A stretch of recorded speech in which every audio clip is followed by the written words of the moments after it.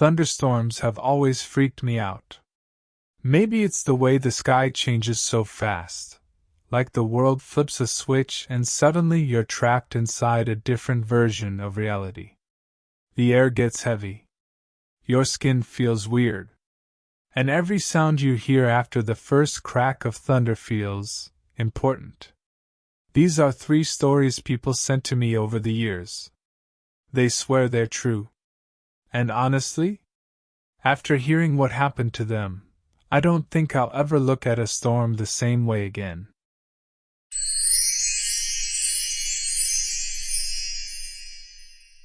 I used to deliver food for an app during college. It was one of those jobs where you tell yourself, I'll do it for a few months, and then you blink and you're still doing it a year later because the money is quick and the hours are flexible. This happened in October, on a night the weather app kept screaming warnings like it was personally offended by the sky. Severe thunderstorm watch. Flash flood warning. Wind advisory. The kind of storm where the clouds look low enough to touch, and the air smells like wet metal. I should have stayed home, but I had rent due and I was behind. So I pulled on my hoodie, grabbed my keys, and told myself I'd do just a few deliveries. The roads were already shining with rain, like someone poured oil over everything. The streetlights blurred into long streaks across my windshield. My first 2 deliveries were fine. People tip more during bad weather, and I started thinking, okay, maybe this won't be so bad. Then I got the 3rd order. It was from a pizza place on the edge of town. The address was farther out than I liked, one of those places where houses sit way back from the road behind trees, and you can't see anything except blackness between the streetlights. The order note said, "Leave at door. Do not call." That wasn't unusual. A lot of people put stuff like that. But when I hit Start Delivery, the app's map glitched for a second. The line to the house snapped to a different direction and then snapped back. Like it couldn't decide where I was supposed to go. I remember thinking, it's just the storm messing with the signal. Still, something about it bothered me. The farther I drove, the worse the storm got. Thunder wasn't just rumbling in the distance anymore. It felt like it was right above me, hitting the roof of my car like someone slamming a giant door. The road narrowed into a 2-lane stretch with no sidewalks and no streetlights. Trees arched over the asphalt, and their branches shook in the wind like they were trying to claw the air. My headlights lit up curtains of rain. Then, out of nowhere, a flash of lightning turned everything white for half a second, and in that half a second I saw someone standing on the shoulder of the road. I hit the brakes so hard the pizza almost flew off the passenger seat. The person was just there. No umbrella. No jacket. Just a thin shape, soaked and still, facing the woods like they were waiting for something to step out. When my car stopped, my heart hammered like it was trying to escape. I stared through the rain. The person didn't move. Another lightning flash, and they were closer than I thought. Like way too close. I hadn't noticed that at first. I cracked my window just a little. The rain blew in instantly. "Hey!" I shouted. "Are you okay?" No response. I leaned forward, squinting. They weren't facing the woods anymore. They were facing my car. But their head was tilted down, like they were staring at my headlights, not at me. I felt my stomach drop. I don't know what came over me, but I rolled the window back up and put the car in drive. Something in my brain was screaming nope. Leave. As I pulled away, I glanced in the rearview mirror. The person didn't turn their head. They didn't watch me go. They just stayed standing there in the storm like a statue. I tried to convince myself it was a drunk person or someone having a mental health issue. But I kept seeing that head tilted down, like they didn't want me to see their face. 5 minutes later, I turned onto a gravel road that led to the address. The trees were thicker out there. The gravel popped under my tires. The only light came from lightning flashes and my headlights. The GPS kept telling me, "In 500 feet you have arrived," but I couldn't see a house. Then the road dipped slightly, and my headlights found it. A small, old house set back in a clearing. No porch light. No lights in the windows. Just an outline against the storm. I parked at the end of the short driveway. The rain hammered the roof. Thunder cracked so hard my ears rang. I grabbed the pizza and ran to the porch, hunched over like that would help. The porch was covered, but water still blew in sideways. I set the pizza down. And right as I did, I noticed something that made my skin go cold. The front door was already open, just a few inches. Not wide open. Just enough that a dark crack ran down the side, like the house was breathing. I froze. The order said, "Leave that door." So I told myself I didn't need to knock. I didn't need to do anything except take a photo, mark it delivered, and get out of there. I pulled my phone out to take the picture. The screen went black for a second, then came back. Like it had blinked. In the reflection of my dark screen, I saw movement behind me. I spun around so fast I almost slipped. Nobody was there. Just the yard, the trees, the rain. Lightning flashed again and lit up the clearing. That's when I saw a line in the mud leading from the woods to the porch steps. Footprints. Bare footprints. And they weren't fresh from earlier. Rain had filled them a little, but they were there. Coming straight toward where I was standing. My mouth went dry. I took the picture of the pizza as fast as I could. My hands were shaking so badly the phone camera wouldn't focus. Then I heard it. A knock. Not on the front door. On the wall right beside it. Just knock, knock, knock. 3 slow taps. I didn't move. My body locked up like an animal playing dead. Then, as thunder rolled overhead, I heard a second set of knocks, this time coming from the inside of the house. It was the same rhythm. Like something inside was answering something outside. Knock, knock, knock. I stumbled backward off the porch. The front door, the cracked open door, moved slightly. It didn't swing open. It didn't close. It just shifted, like someone on the other side had leaned against it. I ran. Not. Walked quickly. Not. Hurried. I ran for my life. The moment I got into the car and slammed the door, I locked it and started the engine with shaking hands. I didn't even put my seatbelt on. I threw it in reverse and backed out so fast the tires kicked gravel everywhere. As I turned around in the driveway, lightning flashed again, and I saw someone standing in the doorway. Finally, someone had come to get the pizza. But they weren't standing like a normal person. Their arms were stiff at their sides. Their head was tilted down like the person on the road. And they didn't step onto the porch. They stayed inside the doorway like they didn't want to cross some invisible line. Then I noticed something else. There was another figure on the porch. Right beside the pizza. At first my brain tried to make it into a shadow or a trick of the lightning, but it wasn't. It was crouched low, like a person squatting with their knees pulled up, facing the door. And as the thunder cracked again, the crouched thing knocked on the door. Knock, knock, knock. The standing figure in the doorway knocked back. Knock, knock, knock. my headlights washed over them both. The crouched thing slowly turned its head toward my car.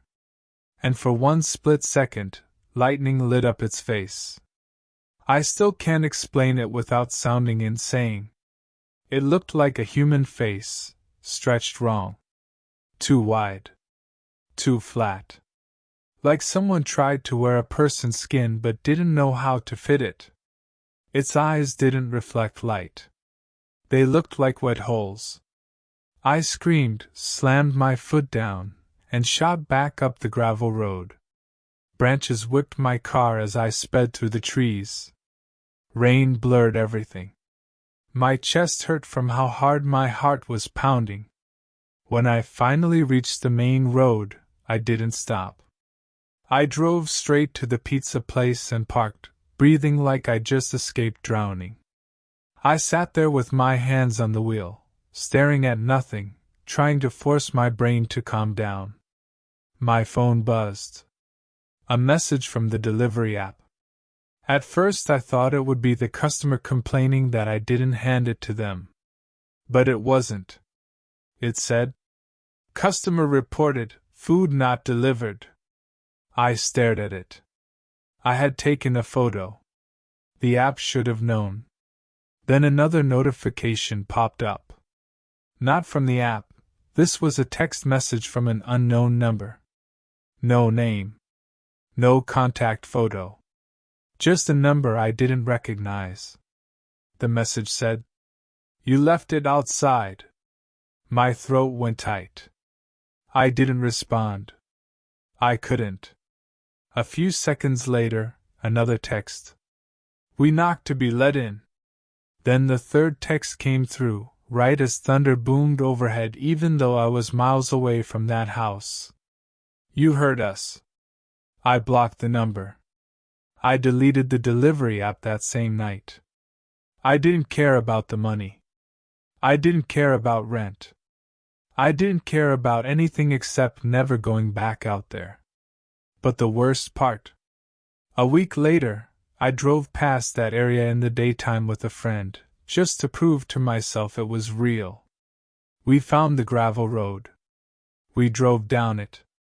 The clearing was there. But there was no house. No mailbox. No driveway. No sign that anything had ever been built there. Just trees, and mud, and a porch-shaped rectangle of broken concrete covered in wet leaves. And right in the center of it, like it had been placed there carefully, 3 deep dents in the concrete. Like knuckles had tapped that spot over and over for years.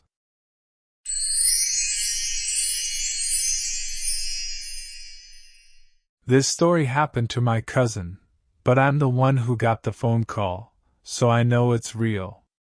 His name is Marcus. He's the type of guy who never panics. Even as a kid, he was the calm one. The one who'd tell you, "Relax. It's fine," while you were losing your mind. So when he called me at 2:13 in the morning during a storm and whispered, "I need you to stay on the phone with me," I knew something was very wrong.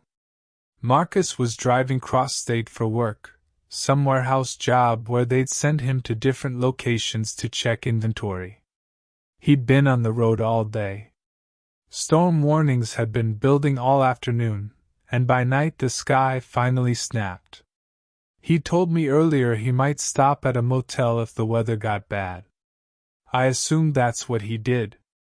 When I answered, his voice was low and shaky. "Hey," I said. "What's going on?" "I'm at a motel," he whispered. "And something's not right." I sat up in bed, already feeling that familiar creeping fear. "What do you mean? Like someone bothering you?" "No," he said. "I don't know. Just listen. I'm in room 12. I checked in like normal. But the room has no windows." I blinked. "No windows?" "No. Not boarded up. Not covered. Just no windows. Like it was built that way. That's weird, but maybe it's an old building, I said, trying to keep it logical. Maybe it's one of those rooms that faces an interior hallway? It's not, he said. The front door opens to the outside. There should be at least one window. There's nothing. Just walls. Thunder rumbled on my end too. A storm had rolled through my city, but not as bad as his. Okay, I said. So leave. Get a refund and go somewhere else. I tried, Marcus whispered. The office is locked. Lights off. Like nobody's there. But my key worked. The room was ready. The bed is made. Towels folded. TV works. He paused, like he was listening to something. And the storm, it's loud out there. I can hear it. But it sounds far away. That didn't make sense. If a storm is right outside your door, it's right outside. You don't get far away, thunder in a motel room. Maybe the walls are thick, I said. Marcus let out a short breath that sounded like a laugh, but it wasn't. Listen, he said. I'm going to put the phone near the door. I heard him move. Then a soft thump as he set the phone down. For a few seconds, all I heard was his breathing and a faint, muffled rumble, like thunder through a pillow. Then I heard something else. A tapping. Not from Marcus. From the other side of the door. 3 taps. Tap, tap, tap. Marcus picked up the phone quickly. Did you hear that? He whispered. Yeah, I said. Someone's at your door. He swallowed. I could hear it. I looked through the peephole earlier. He whispered. There's nobody out there. Then it could be the building settling. I said, but even as I said it, I didn't believe it. The tapping came again. This time it wasn't on the door. It was on the wall. Right beside the door. Tap, tap, tap. Marcus backed away. I could hear his footsteps. What's on the other side of that wall? I asked. That's the thing, he whispered. It should be outside. The wall faces the parking lot. But I don't hear rain hitting it. My stomach tightened. Marcus, I said, pack your stuff and get in your car. Sit in your car and call the police if you have to. I can't, he whispered. Why? He hesitated. Because my car isn't outside. For a second, my brain didn't process that. What do you mean it's not outside? It was right in front of the room, he said. I parked 10 feet from the door. I carried my bag in. I locked it. And now, when I looked through the peephole, the headlights weren't there. The parking spot is empty. My mouth went dry. Are you sure you're looking at the right spot? Yes, he whispered sharply. It's the same spot. Same faded oil stain on the pavement. But my car is gone. The tapping stopped. The storm sound, the faraway thunder, kept rumbling, but it felt distant, like a recording. Marcus whispered, I think this room isn't in the right place. I didn't know what to say to that. Then, from my end of the phone, I heard something that made my skin crawl. A voice. It was faint, like it was coming through a wall. At first I thought it was the TV in Marcus's room. But he whispered, My TV is off. The voice said something I couldn't make out. Then another voice answered. Both voices were low. Calm. Like people talking outside your house late at night. Marcus whispered, That's outside the wall. The wall that faces the parking lot? Yeah. I listened hard. The voices got clearer for a second, like something shifted. And then I heard the words. A man's voice, slow and flat. Let him stay. Then another voice, maybe a woman, maybe not, answered. He heard the weather. Marcus inhaled sharply. I whispered, Marcus, what is that? He didn't answer. The tapping started again, but different. Not 3 taps. A long, slow scratch. Like fingernails dragging over wood. Scratch, scratch, scratch. Marcus whispered. It's on the door. I said, Call 911. I don't want to hang up. He whispered. Put me on speaker and call. I said. Do it now. He fumbled. I heard buttons. Then another dial tone and a ring. But instead of 911, a voice answered immediately, like it had been waiting. Not a dispatcher. Not a person. Just a voice, close to the mic, whispering. Room 12.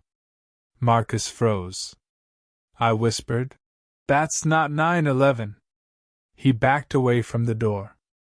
I heard his bag zipper, like he was grabbing his keys. The scratching stopped.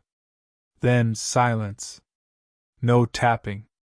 No voices. No distant thunder. Just Marcus's breathing and the faint hum of the room. Marcus whispered, It's quiet. The storm stopped. That's not possible, I said. I know. He moved toward the door. Don't open it, I said. I need to see if my car is there, he whispered. Marcus. The door handle clicked. My heart jumped. I waited for him to scream. But he didn't. He whispered, I'm outside. I heard wind. Real wind. And rain. Loud rain. The storm sound was back, full volume. He said, My car's here. I let out a breath I didn't realize I was holding. Okay, I said. Get in it and leave. Right now, Marcus whispered. Wait. What? He was staring at something. I could hear it in his silence. Then he said, There's no motel. What? He swallowed. I'm standing in a parking lot, he whispered. But the building, it's not here. The door I walked out of, it's just a wall. I felt dizzy. A wall? Yes, he said. Flat concrete. No door. No room 12 sign. Nothing. He backed up, rain pounding around him. My car is here, he whispered. But I'm alone in an empty lot. Like, a lot that used to have a building, but it's gone. I whispered. Marcus, get in the car. He said. I'm trying. Then he paused again. And he whispered the sentence that still messes with me years later. There are footprints. In the rain? Yeah, he said. Fresh. Leading from the empty parking spaces, straight to where the door should be. He whispered. And they stop at the wall. Thunder exploded overhead. Marcus yelped. I heard his keys drop and clatter on wet pavement. Then, very quietly, he said, The wall is tapping back. I whispered, Pick up your keys and go. He scrambled, breathing hard, then I heard the car door open and slam. The engine started. He didn't talk for a full minute, just drove, rain roaring. Finally, he whispered, I'm on the highway. I said, Don't stop anywhere. Drive until sunrise if you have to. He said, I will. Before we hung up, I asked him one last thing. Marcus, what motel was it? What was the name? He was quiet. Then he said, That's the problem. He swallowed. The sign out front was blank.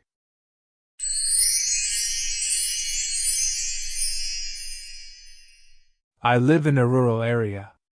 Not out in the middle of nowhere, but far enough that you don't get random visitors. If someone drives down your road, it's usually because they live there or they're lost. This happened late spring. Thunderstorm season. That day had been hot and sticky, the kind of heat that makes you feel irritated for no reason. I remember my dog pacing the house all afternoon, nails clicking against the floor like he couldn't settle. By evening, the sky turned that sick greenish color that always makes people nervous. The wind picked up. Birds disappeared. Everything got quiet in that way that feels unnatural, like the world is holding its breath. I shut the windows, locked the doors, and turned on the weather channel. The radar looked ugly. I wasn't scared at first. I've lived through plenty of storms. But then I saw headlights in my driveway. It was already raining hard, and lightning flashes showed a dark SUV sitting halfway up my gravel. No horn. No engine revving. Just parked there like it owned the place. My dog started growling. Low and deep. I grabbed a flashlight and stepped onto the porch, rain hitting my face instantly. I shouted, "Hello?" No answer. Lightning lit the yard, and I saw a man step out of the SUV. He was wearing a rain jacket with the hood up. He didn't look like a neighbor. He looked like someone from the city, clean, purposeful, moving like he had a reason to be there. He raised one hand and waved. I shouted, "Can I help you?" He walked closer, slow, careful, like he didn't want to spook me. He called out, "Sorry! I'm a storm chaser." That made me frown. "A what?" "A storm chaser," he said, like that explained everything. "I track storms. I'm trying to get footage." I didn't like it. I didn't like a stranger on my property during a storm, and I didn't like that he didn't ask first. "Okay," I said. "You can't be here." He nodded like he expected that. "I understand. I just need to stay for a few minutes. The storm's about to shift, and your field gives me a clear view." I hesitated. The rain was pounding. Thunder shook the porch. Part of me felt bad, like I was kicking someone out into danger. But another part of me, the animal part, said no. "I'm serious," I said. "You need to leave."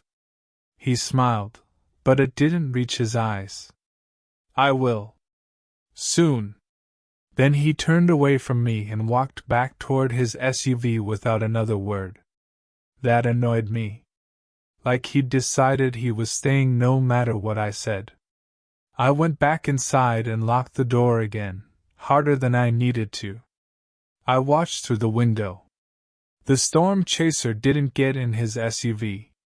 He walked past it, toward my field. My dog barked like crazy. Lightning flashed again, and I saw the man holding something long and thin, like a metal rod. At first I thought it was a camera tripod. But the way he carried it, upright, made my skin prickle. He planted it into the ground. I stared. Was he putting a lightning rod in my field? Then he pulled something else from his bag. A coil of wire. He started stringing it out across the grass like he was setting up some kind of trap. I grabbed my phone and called my neighbor, Hank, who lived a quarter-mile down. Hank answered groggy. "Yeah?" "Hank," I said, "there's a guy in my field. Says he's a storm chaser. He's setting up something weird." Hank was silent for a second, then he said, "In this storm?" "Yes," Hank said.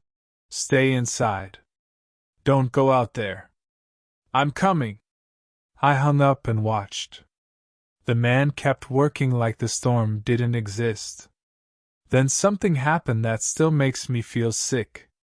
A lightning strike hit somewhere nearby, close enough that the flash turned my whole living room white, and the crack hit a split second later, like a gunshot. My lights flickered. And through that flicker, I saw the man in the field raise both arms like he was welcoming it. Like he was happy. My dog backed away from the window, whining. I whispered to myself, "What the hell?" The man lowered his arms and looked toward my house. Even through the rain, I could feel him looking at me, like he knew I was watching. Then he started walking toward the porch again. I stepped away from the window.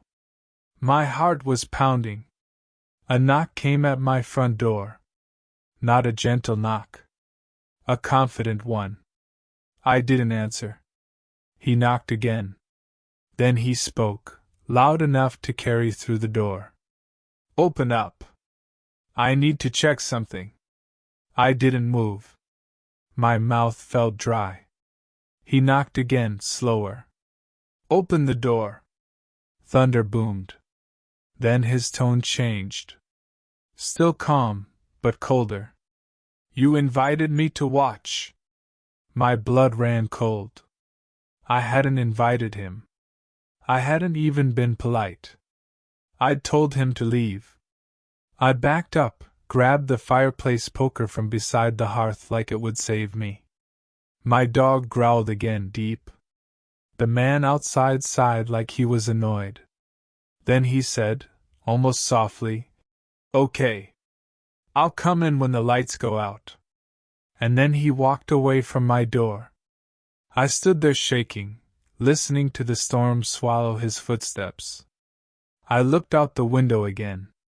He was back in the field, standing beside the rod and the wire. And now I could see it clearly. It wasn't a tripod. It was a tall metal spike planted deep, with wire running from it toward a second spike. And a third. He'd set up 3 of them. In a wide triangle. And my house was right at the edge of it. He pulled something out of his pocket and held it up toward the sky. A small device that blinked red. Lightning flashed again, and for a second the field looked like daylight. I saw something else then. There were marks in the grass, flattened paths. Like this wasn't the first time someone had set this up here. Like this had happened before. My power flickered again. Once. Twice. Then it went out completely. The house fell into darkness except for the lightning flashes. And right on cue, like he'd predicted it, I heard the doorknob turn. I froze. The lock rattled. It wasn't unlocking, it was like someone was trying different keys. My dog barked and slammed into the door from the inside. I backed up, gripping the poker so hard my knuckles hurt. The rattling stopped. Then I heard something that made my stomach drop. A click. My front door unlocked. I swear to you, I hadn't touched it. I'd locked it twice. Deadbolt and knob. But the lock clicked anyway. The door creaked open an inch. Rain blew in. Lightning flashed, and in that flash I saw the man standing there. But it wasn't the same man from before. Or it was, but something was off. His hood was down now, and his face looked too smooth. Like it didn't have enough detail. Like someone had blurred it. And his eyes reflected the lightning in a way that didn't look human. He whispered, "Now." My body went cold. I slammed the door shut with both hands and threw the deadbolt. It clicked into place. He didn't knock again. He didn't yell. He just stood outside, silent, while the storm screamed. Then my dog started whining. Not growling. Not barking. Whining like he was scared. He backed away from the door, tail tucked. And then he did something he had never done before. He walked to the corner of the living room and stared at the wall. Not the door. The wall beside it. Like something was there. I turned slowly. The wall was plain. Just paint. And then I heard it. 3 slow taps. From the inside of the wall. Tap, tap, tap. My throat tightened. The tapping came again, closer, like whatever was inside the wall was moving through it. Tap, tap, tap. Then I heard it from outside too, 3 taps on the same spot, perfectly matched with the inside tapping, like 2 people knocking back and forth through drywall. My phone buzzed in my hand. No service. But it buzzed anyway. A text came through from an unknown number. Triangle is set. My hands shook so badly I almost dropped the phone. Then another text. When the storm peaks, it opens. Then the last one. Do not look up. I don't know why, but that line terrified me more than anything else. Because storms make you look up. You listen to thunder, and you think about the sky. You think about what's above you. I stood there in darkness, lightning flashing, listening to tapping in my wall, and I forced myself not to raise my eyes toward the ceiling. Outside, the man began to speak. Not shouting, chanting, like he was reading something from memory. The words didn't make sense. They sounded like English but wrong. Like the syllables were twisted. My dog whimpered and pressed against my leg. Then, through the thunder, I heard Hank's truck. Headlights swung across my yard. Hank's truck skidded in the gravel and stopped. He jumped out, flashlight in hand, yelling, "Hey! Who the hell are you?" Lightning flashed and I saw Hank run toward the field. Toward the spikes. Toward the triangle. He shouted again. "Get off his land!" The man in the field turned. And in that moment, the storm hit its loudest point, wind shrieking, rain pounding, thunder cracking like the sky was splitting. Hank got close enough to grab the wire. And then lightning struck. Not randomly, directly. It hit the spike in the field with a blinding flash. The wire lit up like a burning fuse. And Hank just disappeared. I don't mean he fell down. I mean, 1 second he was there, and the next second there was nothing but rain and smoke. No scream. No body. Nothing. The lights in my house came back on instantly after that, like the storm wanted to pretend it never happened. I ran outside screaming Hank's name. The SUV was gone. The spikes were gone. The wires were gone. There was no burn mark in the field. But there was something else. In the wet grass, right where Hank had been.